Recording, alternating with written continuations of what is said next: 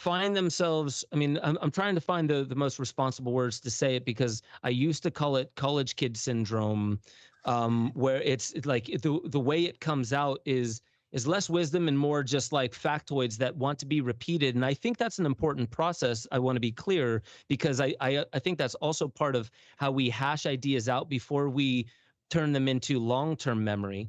But beyond that, when you see the danger of some people hiding behind only what can be proven, only what's in the books, and those types of things, and not really having their own sovereignty, or not wielding their own dominion of knowing something, but you see that they feel safe behind what they can explain eloquently and logically. What are your thoughts on that, and how would you approach somebody that you can tell deep inside they're looking for a way to break a shackle off, but there's that feeling of vulnerability that comes with not being able to explain what it is that you know, because there's got to be a lot of that in academia. Am I correct? There's a lot of that in academia. I mean, in life. You've mentioned Rudolf Steiner several times. I mean, Steiner kind of tracked the shift in Western science up until his death, which was, I think, in the 20s.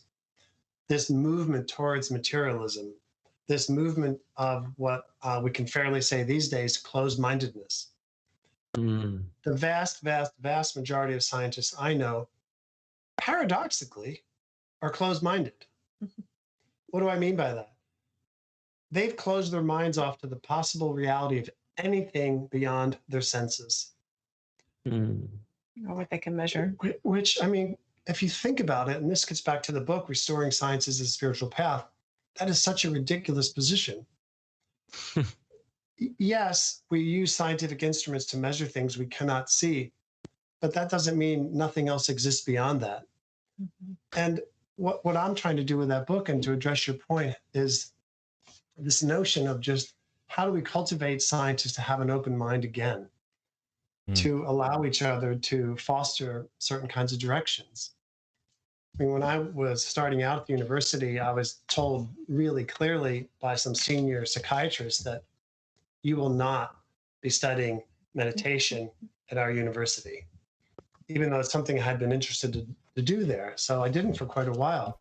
There's such a closed-mindedness. And then, maybe 12 years later, that department was one of the first centers for mindfulness in the United States.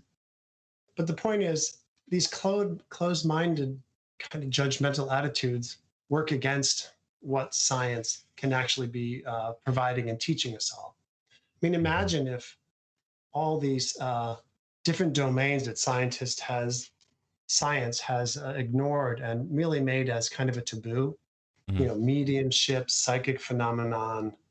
Well, the biofield sciences is still taboo. Well, that's loosening up. These sort of domains, if that hadn't been taboo and it was wide open to study really the foundational spiritual nature of the human being, how would things be different now compared to where they are? I think it would be remarkably different.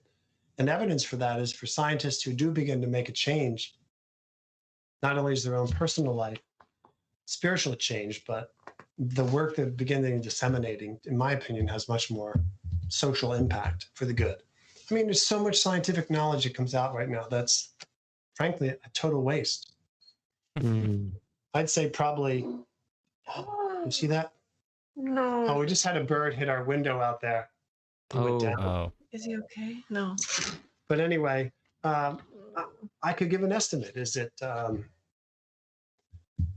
90%? I would say about that.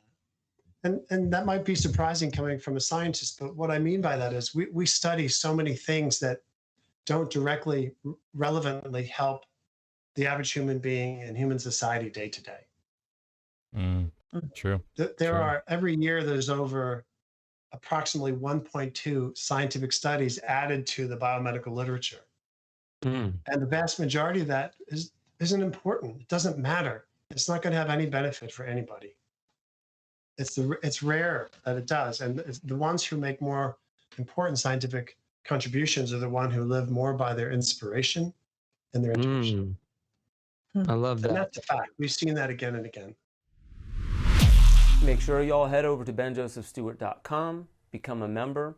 You'll have access to the growing library of deeper dives where I talk about all the stuff that I really can't talk about on YouTube.